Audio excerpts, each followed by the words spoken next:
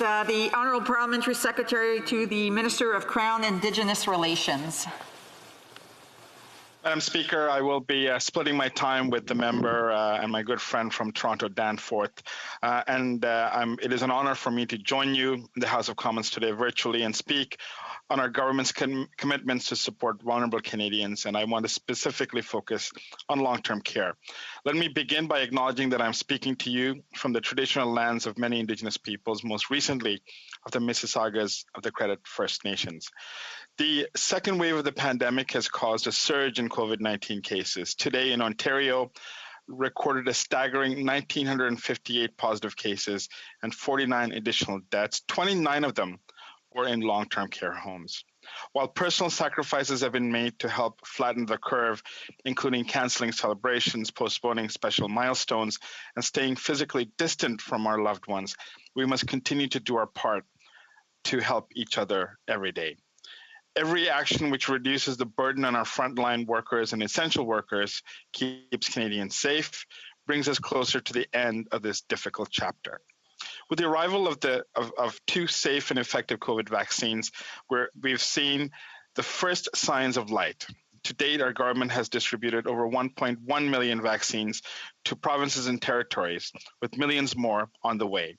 Securing the world's most diverse vaccine portfolio has ensured that all Canadians who want a vaccine will get one.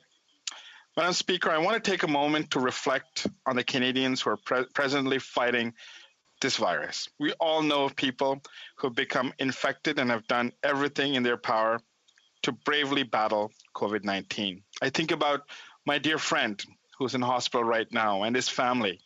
Last night, we held a prayer service for his recovery and the recovery of all those struggling against this virus. He's a fighter. I know he will pull through these dark days and come home soon. I want to thank those who are caring for him at the Lake Ridge Health in Ajax and all the frontline and essential workers who are in this moment away from their families and helping us fight the pandemic, including those at the Tony Stacey Centre for Veterans Care, the Hitare Retirement and Nursing Home, Altamont Care Community, and Extendicare Rouge Valley in Scarborough Rouge Park. We do not know when this crisis will be definitely behind us, but we know that we will get through it in the way Canadians always have, together. Madam Speaker, while Canada has done relatively well in handling the pandemic, our systemic failure within our long-term care homes is a national shame. I recognize and acknowledge that the long-term care homes is a provincial responsibility. In some respects, it is easy for us to say this and point fingers. Truth be told, no one cares about jurisdiction. Canadians want action, and rightfully so. Decades of neglect have eroded the fragile foundations of these facilities. An absence of accountability and apathy to oversight has shifted the culture from one of long-term care to one of long-term crisis. The long-term care system was not broken by COVID-19. It was built this way. If we do not act, we will repeatedly fail Canadians after Canadian after Canadian.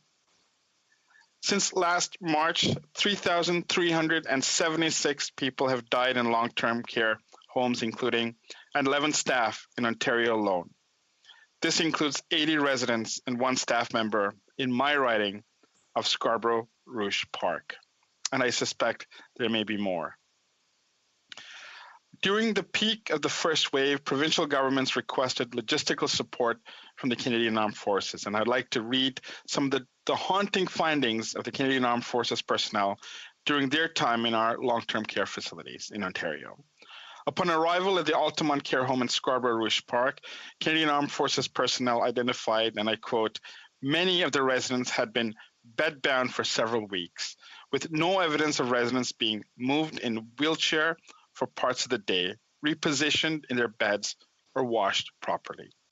Another quote, most residents were reported to not having 3 meals a day, with the facility itself described as, and I quote, insufficient wound care supplies and often no PSWs on site for the evening shift. Similarly deplorable living conditions were identified by the Canadian Armed Forces members stationed at Orchard Villa Eatonville Care Home, Hawthorne Place, and Holland Christian Homes, Grace Manor in Ontario. We know the crisis in homes is not limited to those in these 5 facilities, and I'd like to thank my fellow colleagues, our member from Pickering Uxbridge, from Etobicoke Centre, Brampton North, as well as Humber River Black Creek, for their continued advocacy to push the Government of Canada and the Government of Ontario to do more to protect the most vulnerable. COVID may be the primary cause of death, but irregularities in staffing levels, precarious rates of pay for primary care workers, insufficient hours of direct care for residents, disaggregation of data, poor incident management planning, inconsistent financing, and lack of modernization to reflect the changing needs of residents are equally egregious factors which have contributed to this senseless loss of life. So how do we move forward, Madam Speaker?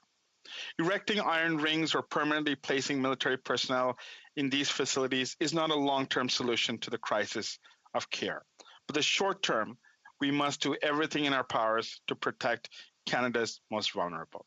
And I call upon Premier Ford to call in the military. Premier, we're in this together, and we have seen the effectiveness of our men and women in uniform at these facilities. We cannot allow the system to continue failing our seniors. We cannot stand by without exhausting all options. What we can do, Premier Ford, is send in the Army, and we need you to make this request. Our government will continue supporting provinces and territories in whatever capacity necessary to ensure we overcome the crisis of care together. We should be ashamed of ourselves for normalizing substandard living conditions for any Canadian, but especially those incapable of caring for themselves. When we were too young to feed ourselves, it was these women and men who fed us. When we were not bathed ourselves, it was these women and men who bathed us. And when we were too sick to care for ourselves, it was these men and women who watched over us. These are the men and women who fought for us, for our freedom. We cannot repay them for their lifetime of service, but right now, when we need us most, we're failing them. We must do better.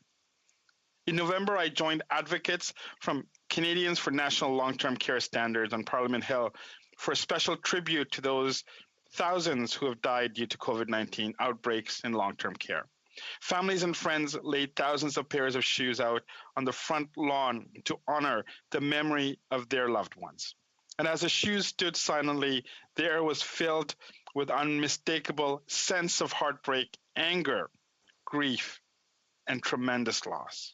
As legislators, it is our job to represent the voices and will of the public. The public has spoken loud and clear, Madam Speaker. They do not want jurisdictional squabbles to jeopardize the health and safety of their loved ones. They do not want to worry that those who neglect Canadians in need will not be held accountable. And most importantly, they do not want these shameful standards of care to continue. The public demands action, and our government will continue to act. Our government has invested $3 billion wage top-up for essential frontline workers to help ensure workers on the front lines were effectively compensated for their critical role in the fight against COVID-19. Our government's Safe Restart Agreement included $740 million investment to the provinces and territories for long-term care. By restructuring the Investing in Canada Infrastructure Plan, our government allowed provinces to transfer 10% of their infrastructure investments to COVID-19 support projects, including long-term care projects. Our government's $38.5 million commitment to support the training of up to 4,000 personnel support workers, will help address some labor shortages in long-term care. And our government's new $1 billion Safe Long-Term Care Fund will help ensure Canadians living in these care homes begin to live their lives in dignity. But if we do not significantly reform long-term care in Canada by addressing the systemic failures of these facilities and establishing national standards, we will not cure the crisis within this sector. First and foremost, provinces and territories need to work together with the federal government to establish national standards of care. There's no acceptable reason why a long-term care resident in British Columbia is held to a different standard to the one living in PEI or Ontario. National standards will enshrine the decency our most vulnerable senior population deserve. Second, to protect... Unfortunately, the honourable member's time is up, but I'm sure that he'll be able to add to during questions and comments.